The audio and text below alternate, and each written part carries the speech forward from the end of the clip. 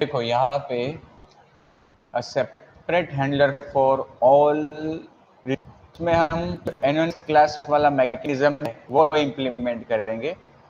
और ऐसा करने के लिए इस एक्टिविटी को, इस एग्जाम्पल को मैं कुछ नहीं करूँगा अभी।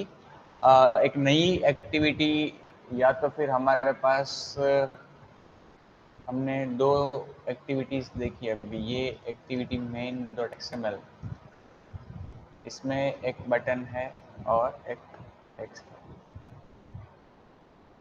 एक्टिविटी 4, उसमें कुछ अभी रखा नहीं है, ठीक है। कोई बात नहीं। अब देखो ये मेरे पास मेन एक्टिविटी 4 है,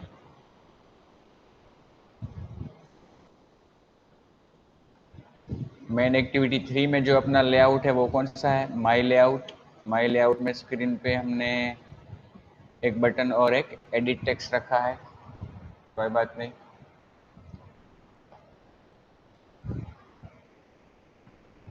तो एक्टिविटी 4 जो है अपनी, उसमें हम ये इम्प्लीमेंट करेंगे सेपरेट हैंडलर, ठीक है। तो उसमें क्या करना होगा, मुझे जो लेआउट है मेरी एक्टिविटी का, उसमें जाके मैं यहाँ पे सपोज रिलेटिव लेआउट इम्प्लीमेंट करता हूँ और फिर कुछ बटन्स यहाँ पे मैं रखूँगा। बटन क्या रखेंगे हम, बटन का आईडी सबसे पहले ID btn1, then margin top 40 या 60, फिर मार्जिन या फिर सेंटर करते हैं उसको हॉरिजॉन्टली, सेंटर हॉरिजॉन्टली ट्रू। फिर वो हाइट विथ सेट करना होगा, layout height, wrap content width set करना होगा, उससे भी व्रेप कंटेंट, और टेक्स्ट उसका रखेंगे हम बटन 1, ठीक है। इस तरह से ये हमने यहाँ पे एक बटन रखा। सपोज उसमें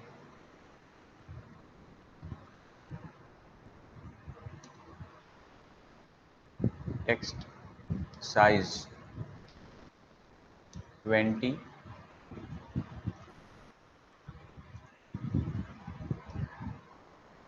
अब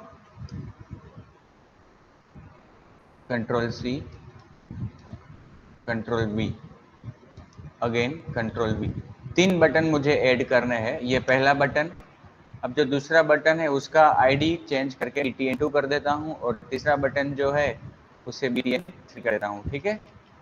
अब क्या होगा, ये रिलेटिव लेआउट लिया है हमने और तीनों बटन्स के जो एट्रीब्यूट्स है वो सेम है। तो स्क्रीन पे तो केवल एक ही बटन दिखाई देगा, तीनों उसके पीछे दूसरा और तीसरा, मतलब इस तरह से हो गया है। इसलिए तीनों के कैप्शंस चेंज कर दिए, लेकिन स्क्रीन पे तो केवल एक ही बटन दिखाई देगा, तीसरा, क्योंकि जो उनके एट्रीब्यूट्स है ना वो अभी सेम है। तो मुझे करना क्या होगा, ये बटन 1 को एज इट इज रहने देना है। बटन 2 के लिए मैं सेट करूंगा एट्रीब्यूट कि ये बिलो होगा, किसके बिलो होगा, ये बटन 1 के बिलो होगा। और फिर बटन 3 में मैं सेट करूंगा कि ये बटन 2 के बिलो होगा, ठीक है। देखो इस तरह से बटन 1 उसके बिलो बटन 2 और उसके बिलो बटन 3। तो ये मैं 3 बटन्स जिनके आईडी btn1, btn2 और btn3 है। अब मैं अपनी एक्टिविटी में जाऊंगा, मेरी एक्टिविटी की जो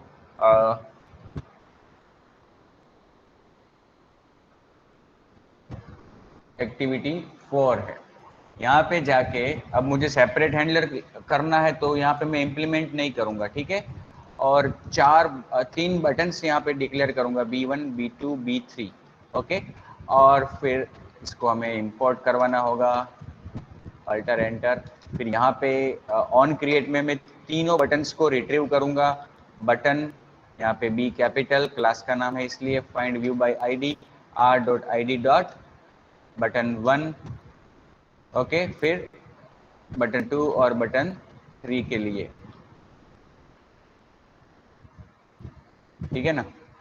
अब देखो तीनों बटन पे हमें सेपरेट हैंडलर लेने हैं, तो तीनों के लिए अलग अलग हमें लिखना पड़ेगा। B1 dot set on click listener, उसमें argument new view dot on click listener, और फिर उसकी एक मेथड हमें ओवरराइड करनी पड़ेगी ऑन क्लिक। तो ये बटन 1 पे जब क्लिक होगा तब यहाँ पे कुछ करना है अपने को। Make text get application context, then button 1 clicked और toast dot short finally show. ये बटन 1 पे जब क्लिक होगा तो ये कोड अपना रन होगा ऑन क्लिक वाला। फिर बटन 2 और 3 के लिए, बटन 2 पे अभी क्लिक करेंगे तो कुछ नहीं होगा, इसलिए सेम चीज मुझे बटन 2 पे भी करनी होगी जो हमने बटन 1 पे की। B2 dot set on click listener new view dot on click listener, और फिर उसकी मेथड हमने ओवरराइड करनी पड़ेगी ऑन क्लिक। और यहाँ पे मैं क्या लिखूंगा, टॉस, ऊपर से कॉपी कर लेता हूँ, मैसेज तो सेम ही रखना है, केवल बटन 1 की जगह पे बटन 2 रखना है, ठीक है। बटन 2 क्लिक्ड, और फिर बटन 3 के लिए तो यहाँ पे B3 dot set on click listener new view dot on click listener, ठीक है। और फिर यहाँ पे भी वो टोस्ट वाला मैसेज जिसमें बटन 3 क्लिक्ड। तो ये जो मैकेनिज्म यहाँ पे इंप्लीमेंट किया, देखो सेपरेट हैंडलर, B1 के लिए ये हैंडलर, B2 के लिए ये हैंडलर, B3 के लिए ये हैंडलर। तो ये जो मैकेनिज्म है वो क्या है, separate handler for each source, ठीक है। अब इसको हम रन करके देखेंगे, और रन करने से पहले हमें मैनिफेस्ट फाइल में जाके क्या करना होगा, ये जो अभी हमने कोडिंग किया है वो एक्टिविटी 4 में किया है, तो एक्टिविटी 4 को मुझे लॉन्चर बनाना पड़ेगा, ठीक है, एक्टिविटी 4 को।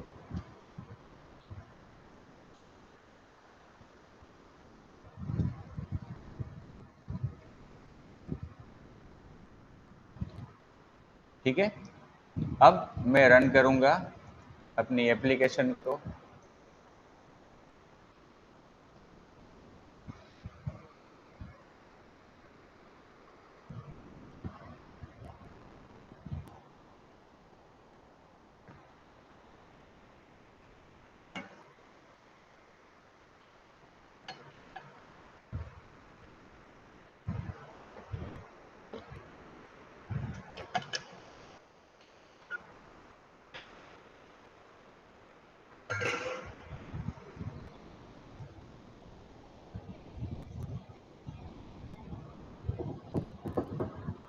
देखो ये अपनी एक्टिविटी 4 रन हुई, बटन 1 पे क्लिक किया तो बटन 1 क्लिक्ड, बटन 2 पे क्लिक किया तो बटन 2 क्लिक्ड, बटन 3 पे क्लिक किया तो बटन 3 क्लिक्ड।